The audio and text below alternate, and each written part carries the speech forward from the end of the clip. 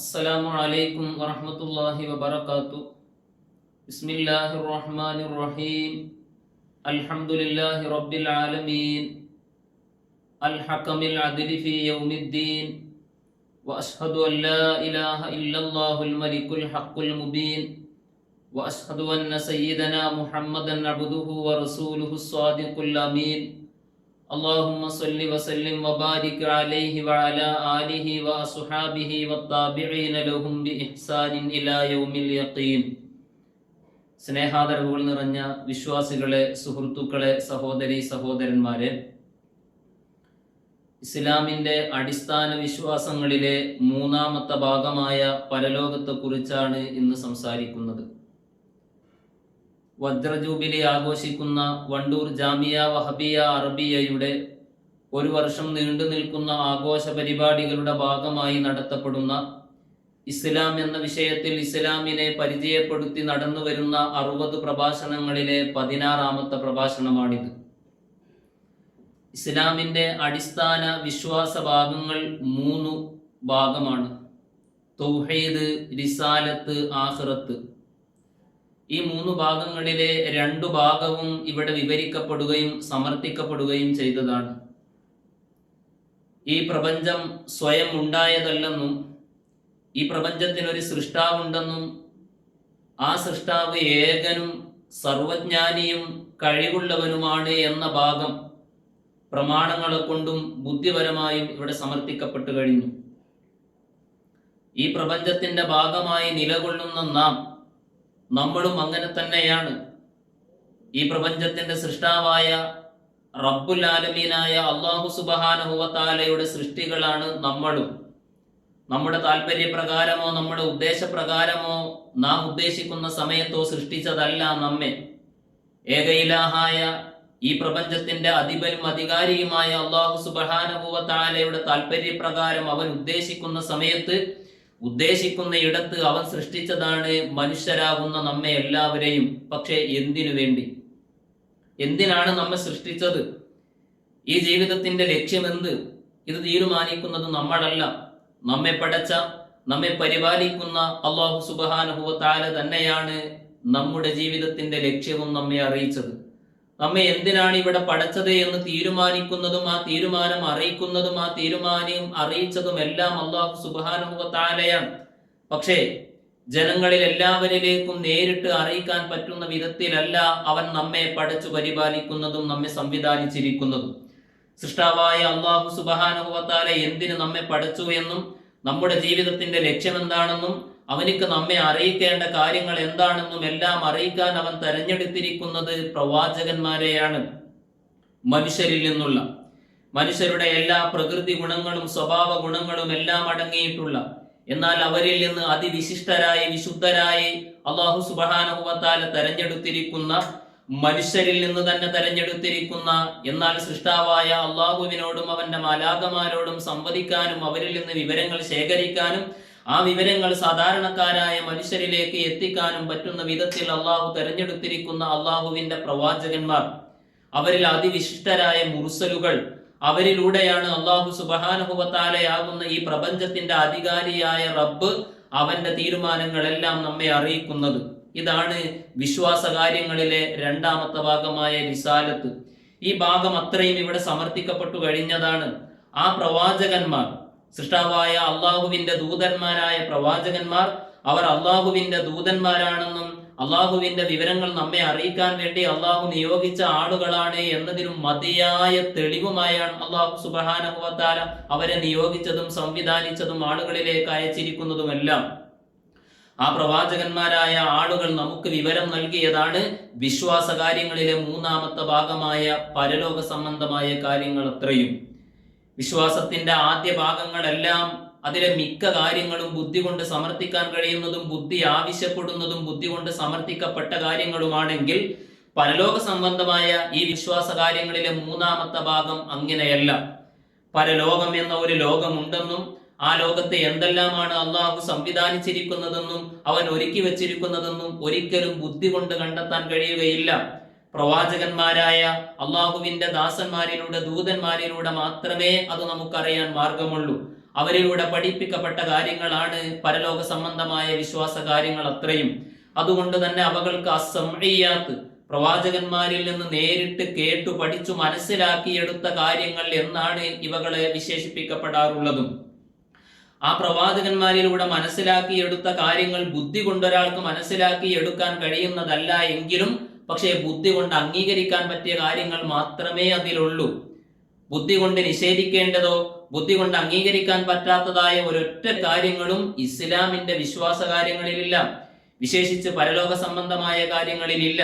ഇസ്ലാമിന്റെ വിശ്വാസ കാര്യങ്ങൾ അത്രയും ബുദ്ധി കൊണ്ട് അംഗീകരിക്കാൻ പറ്റുന്നതും ബുദ്ധി കൊണ്ട് സമർത്ഥിക്കാൻ പറ്റുന്നതും ബുദ്ധി അംഗീകരിക്കുന്നതും സംഭവ്യമാണെന്ന് ബുദ്ധി പറയുന്നതുമായ കാര്യങ്ങൾ മാത്രമേ പരലോക സംബന്ധമായ കാര്യങ്ങൾ അടക്കം ഇസ്ലാമിന്റെ വിശ്വാസ കാര്യങ്ങളിലുള്ളൂ. മാത്രമല്ല, പരലോകം എന്ന ഒരു ലോകത്തെ ഈ ബുദ്ധി ആവശ്യപ്പെടുന്ന ഒരു ലോകവുമാണ്. കാരണം ആ ലോകത്ത് ആ വിധത്തിലാണ് അല്ലാഹു സുബ്ഹാനഹു വ തആല സംവിധാനിച്ചിരിക്കുന്നത്. പരലോകം എന്ന് പറയുന്നത് പ്രതിഫലത്തിന്റെ ലോകമായാണ് അള്ളാഹു ഒരുക്കിയിരിക്കുന്നത്. ഈ ലോകം അങ്ങനെയല്ല. ഇഹലോകം പരീക്ഷണത്തിന്റെ ലോകമാണ്, കർമ്മങ്ങളുടെ ലോകമാണ്. മനുഷ്യർക്ക് നിശ്ചിത കാലത്തേക്ക് ആയുസ് നൽകി എല്ലാ കഴിവുകളും സിദ്ധികളും താല്പര്യങ്ങളും വിവേകവും വിചാരവും എല്ലാം നൽകിയ മനുഷ്യനെ ഈ ഭൂമിയിലേക്ക് അള്ളാഹു സുബ്ഹാനഹു വ തആല നിശ്ചിത കാലത്തേക്ക് പറഞ്ഞയച്ചിരിക്കുന്നത് അവനെ അള്ളാഹു ഒരു പരീക്ഷണാർത്ഥമാണ്. എങ്ങനെ അവൻ ജീവിക്കണം എന്നതിന് അള്ളാഹുവിന് ഒരു നിയമമുണ്ട്. എന്തവൻ നോക്കണം, എന്തിലേക്ക് നോക്കരുത്, എവിടേക്ക് പോകാം, എവിടേക്ക് പോകരുത്, എന്തു ഭക്ഷിക്കാം, എന്തു ഭക്ഷിക്കരുത് എന്ന് തുടങ്ങി ജീവിതത്തിന്റെ എല്ലാ ചലനങ്ങളിലും നിശ്ചലനങ്ങളിലും അള്ളാഹു സുബ്ഹാനഹു വ തആലയാകുന്ന ഈ പ്രപഞ്ചത്തിന്റെ അധികാരിയായ നമ്മുടെ സൃഷ്ടാവായ അള്ളാഹുവിന് നിയമങ്ങളുണ്ട്. ആ നിയമം, ധാരാളം നിയമങ്ങളുണ്ട്. നിർബന്ധമായി ചെയ്യേണ്ട ഒരുപാട് കാര്യങ്ങളുണ്ട്. ചെയ്യാൻ പാടില്ലെന്ന് അവൻ വിരോധിച്ച ഒരുപാട് കാര്യങ്ങളുണ്ട്. അതൊക്കെയും വെടിഞ്ഞുകൊണ്ടാണ് ജീവിക്കേണ്ടത്. ആ കാര്യങ്ങൾ എന്തൊക്കെയാണ്, എങ്ങനെയായിരിക്കണം ജീവിക്കേണ്ടത് എന്ന് പഠിപ്പിക്കാൻ വേണ്ടി അള്ളാഹു നിയോഗിച്ച അവന്റെ പ്രവാചകന്മാരിലൂടെ ആ കാര്യങ്ങൾ അത്രയും അവൻ പഠിപ്പിക്കുകയും ചെയ്തിട്ടുണ്ട്. വിവേകം നൽകിയ, ബുദ്ധി നൽകിയ, വികാരങ്ങളും വിചാരങ്ങളും എല്ലാം നൽകിയിരിക്കുന്ന മനുഷ്യൻ, വിവേകിയായ മനുഷ്യൻ മൃഗങ്ങളെ പോലെ തനിക്ക് തോന്നിയതുപോലെ ജീവിക്കാൻ പറ്റുന്നതല്ലല്ലോ. അവന്റെ ബുദ്ധി വെച്ചുകൊണ്ട് അവന് നൽകപ്പെട്ട ബുദ്ധി വെച്ച് അവൻ ആലോചിച്ചുകൊണ്ട് അള്ളാഹുവിന് വഴിപ്പെട്ടുകൊണ്ടാണ് അവൻ ജീവിക്കേണ്ടത്. ആ ജീവിക്കേണ്ടത് എങ്ങനെയാണെന്ന് കൃത്യമായി രേഖയിലൂടെ വരച്ചു കാണിച്ചു തരാൻ അവന്റെ പ്രവാചകന്മാരെ അവൻ നിയോഗിച്ചിട്ടുണ്ട്. ആ പ്രവാചകന്മാരിലൂടെ പഠിപ്പിക്കപ്പെട്ട അതേ രീതിയിൽ തന്നെ അവന്റെ ആജ്ഞാനുവർത്തികളായി ജീവിക്കുന്ന കുറെ ആളുകൾ ഈ ഭൂമി ലോകത്തുണ്ട്. എന്നാൽ ധാരാളം ആളുകൾ അവനെ ധിക്കരിക്കുന്നവരും അവനെ നിഷേധിക്കുന്നവരും അവനെ എതിർക്കുന്നവരും അവന്റെ കൽപ്പനകൾ ധിക്കരിക്കുന്നവരും തോന്നിവാസികളും ധിക്കാരികളും അഹങ്കാരികളുമായ ആളുകളാണ്. ഇതാണ് ഈ ലോകത്തെ അള്ളാഹു സംവിധാനിച്ചിരിക്കുന്നത്. ഇങ്ങനെയാണ് ഈ ലോകത്തിന്റെ ജീവിതം ഇവിടെ കഴിഞ്ഞു പോയിക്കൊണ്ടിരിക്കുന്നത്. ഇവിടെ ഈ രണ്ടു രീതിയിൽ ജീവിക്കുന്ന ആളുകൾക്ക് ഇതിനനുസരിച്ചുള്ള പ്രതിഫലം നൽകപ്പെടണമല്ലോ. അവൻ നൽകിയ ആയുസ് ഉപയോഗിച്ചുകൊണ്ട്, അവൻ നൽകിയ ആരോഗ്യം ഉപയോഗിച്ചുകൊണ്ട്, അവൻ നൽകിയ എല്ലാ സംവിധാനങ്ങളും സൗകര്യങ്ങളും ഉപയോഗിച്ചുകൊണ്ട് അവനിക്കെതിരെ ജീവിച്ച ആളുകൾ, അവനനുസരിച്ച് ജീവിച്ച ആളുകൾ, ഈ രണ്ടു വിഭാഗത്തെയും ഒരുപോലെ അവരിവിടെ അങ്ങ് ജീവിച്ചു കഴിഞ്ഞു പോയാൽ പോരല്ലോ. ഇതിനൊരു നീതി വേണമല്ലോ, ഒരു പ്രതിഫലം വേണം. അതിന്റെ ലോകമാണ് പരലോകം എന്ന് പറയുന്നത്. യൗമുദ്ദീൻ, യൗമുൽ ജസാ എന്നൊക്കെ പറയുന്നത് ആ ലോകമാണ് പരലോകം എന്ന് പറയുന്നത്. ഇവിടെ പ്രവർത്തിച്ചതിന് കൃത്യമായി പ്രതിഫലം നൽകപ്പെടുന്ന ഒരു ലോകം.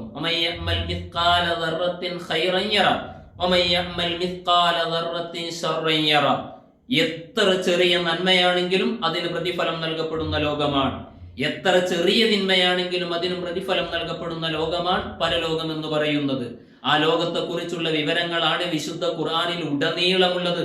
മനുഷ്യൻ ചെയ്യേണ്ട കർമ്മങ്ങൾ, ഈ ദുന്യാവിൽ ജീവിക്കേണ്ട കർമ്മങ്ങളുമായി ബന്ധപ്പെട്ട ആയത്തുകൾ വിശുദ്ധ ഖുർആനിൽ വളരെ കുറച്ചു മാത്രമേ ഉള്ളൂ. 6000-ൽ ചില്ലാനം ആയത്തുകളിലെ മിക്ക ആയത്തുകളും പരലോകത്തെ കുറിച്ച് പറയാനാണ്. ആ ലോകത്തിന്റെ ചിന്ത അറിയിക്കാനാണ്. ആ ലോകത്തെ കാര്യങ്ങൾ പഠിപ്പിക്കാനാണ്. വിശുദ്ധ ഖുർആനിലെ ഏറ്റവും അവസാനമായി ഇറങ്ങിയ ആയത്ത് പോലും പരലോകത്തെ കുറിച്ച് പറയുന്ന ആയത്താണല്ലോ. വിശുദ്ധ ഖുർആനിൽ അവസാനം അവതരിപ്പിക്കപ്പെട്ട ആയത്താണെന്ന് ധാരാളം ഇമാമുകൾ അഭിപ്രായപ്പെട്ട ആയത്താണ് അൽ ബഖറയിലെ വത്തഖൂ യൗമൻ തുർജഊന ഫീഹി ഇലല്ലാഹ് എന്ന് തുടങ്ങുന്ന ആയത്ത്. ഈ ആയത്ത് പറയുന്നതും പരലോകത്തെ കുറിച്ചാണ്. വത്തഖൂ യൗമൻ, ഒരു ദിവസത്തെ നിങ്ങൾ സൂക്ഷിച്ച് ജീവിക്കണം. തുർജഊന ഫീഹി ഇലല്ലാഹ്, അന്ന് നിങ്ങളെ മടക്കപ്പെടുന്നത് നിങ്ങളെ പടച്ചനാഥനിലേക്കാണ്. മാറാത്ത അല്ലാഹ്, എല്ലാം കാണുന്ന അല്ലാഹ്, എല്ലാം അറിയുന്ന അല്ലാഹ്, നിങ്ങളെ പടച്ച അല്ലാഹ്, നിങ്ങളുടെ എല്ലാ ചലനങ്ങളും നിങ്ങളുടെ മനസ്സിന്റെ അകത്തുള്ള എല്ലാ രഹസ്യങ്ങളും അറിയുന്ന നാഥനിലേക്കാണ് നിങ്ങൾ മടക്കപ്പെടുന്നത്. സുമ്മ തുവഫാ കുല്ലു നഫ്സിൻ മാ കസബത്ത്. ആ ലോകത്ത് വെച്ചാണ് മനുഷ്യൻ ഇവിടെ വെച്ച് ചെയ്തതിനെല്ലാം കൃത്യമായി പ്രതിഫലം നൽകപ്പെടുന്നത്. വഹും ലാ യുദ്ലമൂൻ. അതിന് അല്ലാഹുവിനെ കുറ്റം പറഞ്ഞിട്ട് കാര്യമില്ല. അവൻ ആരോടും അക്രമം ചെയ്യുന്നില്ല. ചെയ്തതിനു മാത്രമേ അവിടെ നിന്ന് ശിക്ഷ അനുഭവിക്കേണ്ടി വരികയുള്ളൂ. കൃത്യമായ രീതിയിൽ ശിക്ഷ നൽകപ്പെടുന്ന, അതേ രീതിയിൽ തന്നെ പ്രതിഫലം നൽകപ്പെടുന്ന ഒരു ലോകം, ആ ലോകത്തെ കുറിച്ച് നിങ്ങൾ സൂക്ഷിക്കണേ എന്ന് വിശുദ്ധ ഖുർആൻ പറയുന്നത് പരലോകമാണ്. ആ ലോകമാണ് പ്രതിഫലത്തിന്റെ ലോകം. അത് ഈ ദുന്യാവിന്റെ അകത്ത്, ഈ ഇഹലോകത്ത് വെച്ച് ഒരിക്കലും സാധ്യമല്ല. ഇവിടെ ശരിയായ രീതിയിൽ നീതി നടപ്പാക്കാൻ കഴിയുകയില്ല. ഇവിടെ തെറ്റ് ചെയ്ത ആളുകൾ, ഒരാളെ കൊന്നയാൾ, അദ്ദേഹത്തിനെ അതിന് പകരം ഒരുപക്ഷെ കൊന്നേക്കാം.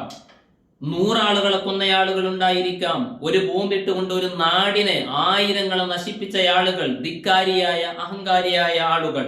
അത്തരം ആളുകളെ ഈ ദുന്യാവിന്റെ അകത്ത് വെച്ച്, ഈ ലോകത്ത് വെച്ച് അവരെ ശിക്ഷിക്കാൻ പറ്റുന്ന മാക്സിമം ശിക്ഷ അവരെ വധിക്കുക എന്നതാണ്. ഒരാളെ കൊന്നതിന് മാത്രമല്ലേ, അദ്ദേഹത്തെ ഒരിക്കലല്ലേ വധിക്കാൻ കഴിയുകയുള്ളൂ.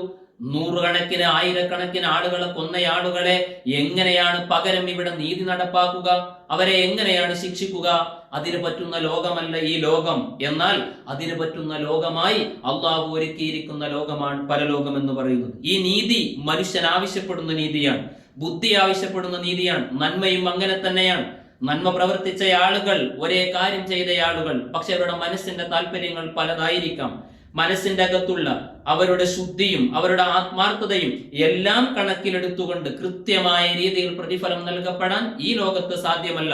പക്ഷേ അതിന് പറ്റുന്ന ഒരു ലോകമായി അള്ളാഹു ഒരുക്കിയിരിക്കുന്ന, ശരിയായ രീതിയിൽ നീതി പുലരുന്ന ഒരു ലോകമാണ് പരലോകം എന്ന് പറയുന്നത്. രഹസ്യങ്ങൾ അറിയുന്ന നാഥൻ, ആലിമുസ് സിർരി വഖഫ, രഹസ്യവും അതിരഹസ്യവുമായ കാര്യങ്ങൾ അറിയുന്ന നാഥൻ. വമാ തുഖ്ഫിസ് സുദൂർ, മനസ്സിന്റെ അകത്ത് ഒളിപ്പിച്ചു വെച്ചിരിക്കുന്ന എല്ലാ കാര്യങ്ങളും അറിയുന്ന സർവജ്ഞാനിയായ റബ്ബ് അതെല്ലാം പരിശോധിച്ച് മനസ്സിലാക്കി. വലാകിൻ യൻദുറു ഇലാ ഖുലൂബിക്കും, നിങ്ങളുടെ ശരീരത്തിലേക്കോ നിങ്ങളുടെ ആകാരത്തിലേക്കോ നിങ്ങളുടെ രൂപത്തിലേക്കോ അല്ല സൃഷ്ടാവിന്റെ നോട്ടം. അവൻ നോക്കുന്നത് നിങ്ങളുടെ ഹൃദയത്തിലേക്കാണ്. നിങ്ങളുടെ ഹൃദയത്തിന്റെ ശുദ്ധിയാണ്, നിങ്ങളുടെ മനസ്സിന്റെ താല്പര്യമാണെന്ന് പറഞ്ഞ് ആ മനസ്സ് വായിക്കാൻ അറിയുന്ന, ആ മനസ്സിന്റെ എല്ലാ രഹസ്യങ്ങളും അറിയുന്ന നാഥൻ കൃത്യമായി അവർ ചെയ്ത അമലുകൾക്ക്, അവർ ചെയ്ത പ്രവർത്തനങ്ങൾക്ക് പ്രതിഫലം നൽകുന്ന ഒരു ലോകം വേണ്ടേ? ആ ലോകമാണ് പരലോകം എന്ന് പറയുന്നത്. അവിടെ നന്മക്ക് നന്മയാണ് പ്രതിഫലം നൽകപ്പെടുന്നത്, അവിടെ തിന്മകൾക്ക് ശിക്ഷിക്കപ്പെടുന്ന ലോകമാണ്. പല ആളുകളും ചോദിക്കും, എങ്കിൽ അള്ളാഹുവിനെ ഇവിടെ നിന്ന് തന്നെ ശിക്ഷിക്കാമല്ലോ. ഇവിടെ ഒരു പരീക്ഷണത്തിന്റെ ലോകമാണെങ്കിൽ, ഈ പരീക്ഷണത്തിൽ അള്ളാഹുവിന്റെ കൽപ്പനകൾ അനുസരിച്ച് ജീവിക്കാൻ വേണ്ടിയാണ് അവൻ മനുഷ്യരെ ഇവരെ പടച്ചത് എന്ന് പറയുന്നുണ്ടെങ്കിൽ, ആ പടച്ച ആളുകൾക്ക്, അതിനനുസരിച്ച് ജീവിക്കുന്ന ആളുകൾക്ക് പ്രതിഫലം നൽകപ്പെടുന്ന ഒരു ലോകം, ശാശ്വതമായ സ്വർഗവും നരകവും അവിടെ ഉണ്ടെന്ന് പറയുന്നുണ്ടെങ്കിൽ അത് ഇവിടെ തന്നെ നൽകാമല്ലോ, ഇവിടെ നിന്ന് തന്നെ കാണിച്ചു ബോധ്യപ്പെടുത്താമല്ലോ എന്ന് ചോദിക്കുന്ന ആളുകളുണ്ട്. ആകാം, അങ്ങനെ നടത്താം. പക്ഷെ അങ്ങനെയല്ല ഈ ലോകത്ത് അല്ലാഹു ഒരുക്കിയിരിക്കുന്നത്. നാം പറഞ്ഞല്ലോ, ഈ ലോകത്തെ പടച്ചിരിക്കുന്ന നാഥൻ ഈ ലോകത്ത് ആ വിധമല്ല സംവിധാനിച്ചിരിക്കുന്നത്. പ്രതിഫലത്തിന് മറ്റൊരു ലോകമാണ് അവൻ നിശ്ചയിച്ചിരിക്കുന്നത്. ഇതൊരു പരീക്ഷണത്തിന്റെ ലോകമാണല്ലോ. ഒരു പരീക്ഷ നടക്കുന്ന ഹാളിൽ, ആ ഹാളിൽ പരീക്ഷ നടന്നുകൊണ്ടിരിക്കുന്ന സമയത്ത്, പല ആളുകൾ പരീക്ഷ എഴുതുന്ന സമയത്ത് ഒരു വിദ്യാർത്ഥി എഴുതിക്കൊണ്ടിരിക്കുന്ന ആൻസർ അത് തെറ്റാണെന്ന് ബോധ്യപ്പെട്ടാൽ അവിടെ നിന്ന് തന്നെ പരസ്യമായി അത് തെറ്റാണെന്ന് പറഞ്ഞുകൊണ്ട് ശിക്ഷിക്കുകയാണെങ്കിൽ പിന്നെ അവിടെ പരീക്ഷ നടത്തുന്നതിന് എന്തർത്ഥമാണുള്ളത്? ബാക്കി ആളുകളെ പരീക്ഷ എഴുതിപ്പിക്കുന്നതിന് എന്തർത്ഥമാണുള്ളത്? അതുപോലെ തന്നെയാണ് ഈ ലോകം. ഇത് പരീക്ഷണത്തിന്റെ ലോകമാണ്, ഒരു പരീക്ഷയാണ്. ഇതിന്റെ പ്രതിഫലം നൽകപ്പെടുന്നത് മറ്റൊരു ലോകമാണ്. ആ ലോകമാണ് പരലോകം എന്ന് പറയുന്നത്.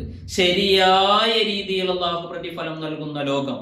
ലോകത്തെ കുറിച്ചുള്ള വിശ്വാസമാണ് പ്രവാചകന്മാർ നമ്മെ പഠിപ്പിച്ചത്.